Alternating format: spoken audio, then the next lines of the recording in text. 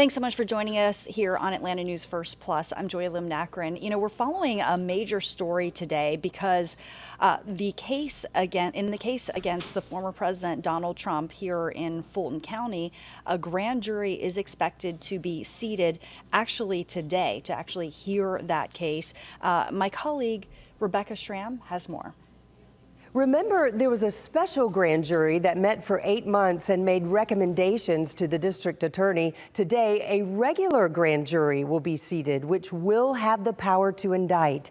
We expect that one of the 2 Fulton County grand juries being seated today will take up the case of Georgia's 2020 election and whether former President Trump or any of his Republican allies broke Georgia laws as they tried to overturn the results of the election here.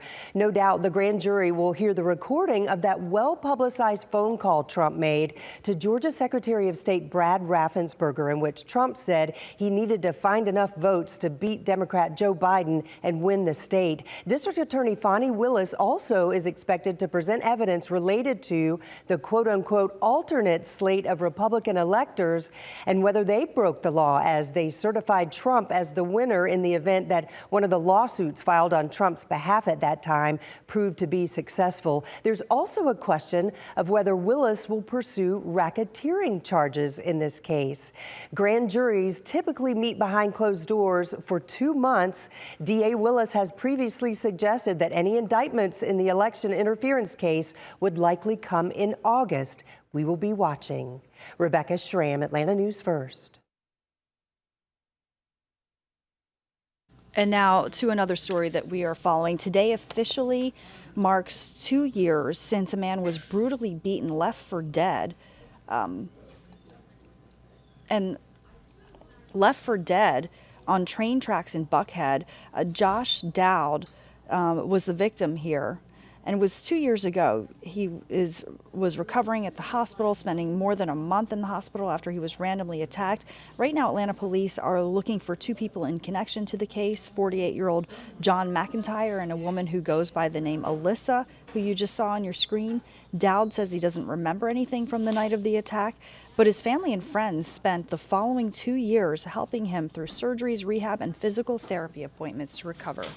Everything kind of leading up to this moment hasn't really given me much hope that we would make much progress. I personally am still processing what it all means. I never thought we'd be here, and I'm interested to learn more about these folks.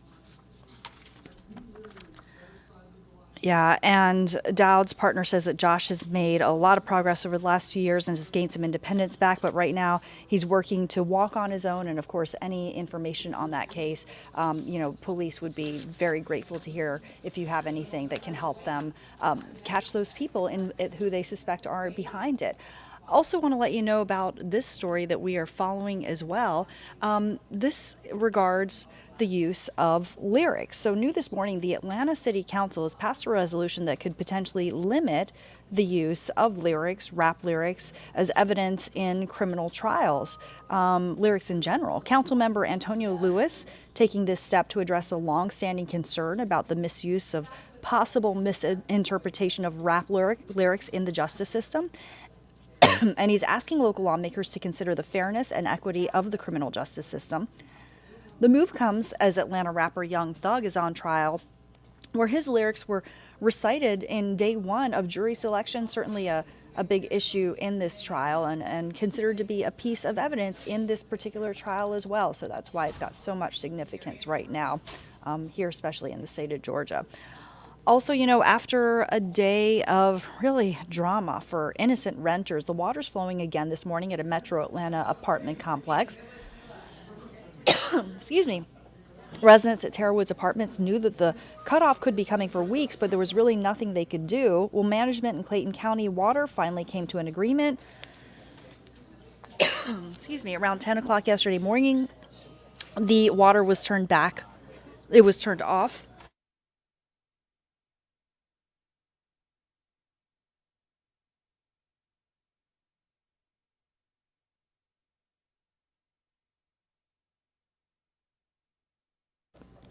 Around 10 o'clock yesterday morning, the Clayton County Water Authority turned off the water at Terra Woods after the county says the property manager failed to pay them for services Then an hour later, the property manager with Red Apple Investments excuse me, announced that the company had paid more than $68,000 of the nearly $100,000 water bill. Clayton County Water Authority says that they still owe just under $30,000 for water services, but water flowing once again.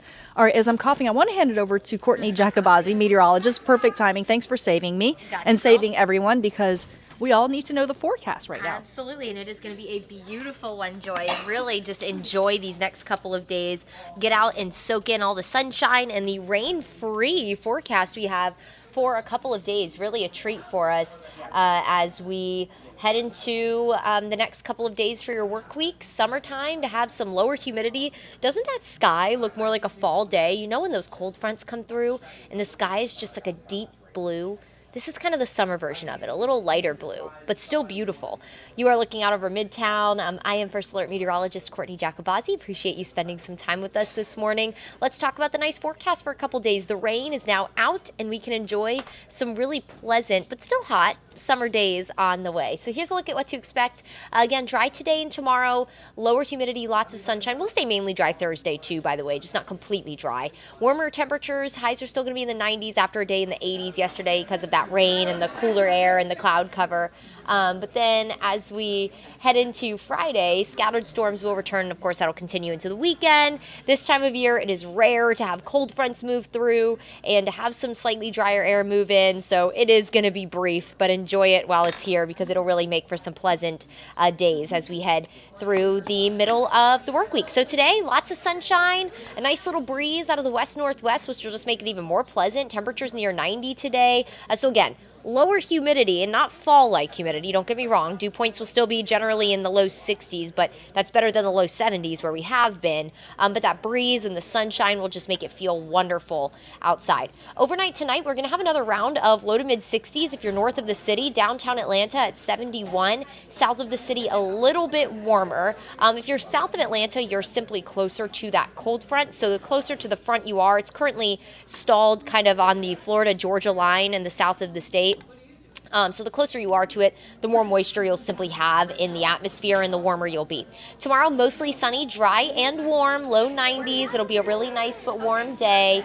If you want to maybe get outside and grill, it'll be a great day to do it. Today and tomorrow, and even Thursday will be fine. But you'll notice that humidity start to slightly go back up on Thursday. Isolated storms will return to the forecast. Temperatures in the low 90s, but overall, it'd be a great couple of days to get out and take advantage of that grill that maybe you haven't used in a couple of days because of all the rain and storms. Here's a look at your muggy meter. So the dew points measure the amount of moisture in the atmosphere. And notice that line on Wednesday, tomorrow, is in that comfy zone, but then it starts to spike back up Wednesday and Thursday. So enjoy today and tomorrow because the humidity will start to slightly go back up on Thursday, and then it's just going to stay in that oppressive summer-like sticky, feels like you're swimming in the air rather than walking in it kind of feel as we head into the end of the week. You know exactly what I'm talking about. You step outside, you take a deep breath of air, and it's not refreshing at all. It's just really thick. So that's how it's going to feel as we head into the end of the week. But with the lower humidity, naturally will come no rain today and tomorrow. Thursday, we'll have a small isolated storm chance, and then we go right back into that summer-like pattern with scattered afternoon storms and temperatures in the 90s Thursday through Friday. Now, we also are going to be watching for, as we go into Thursday through the weekend, remember we've been talking about these little clusters of storms. We call them mesoscale convective systems in the meteorology world. They're just these essentially very, very tiny scale weather systems. They're little complexes of thunderstorms that have been kind of swooping in from the north.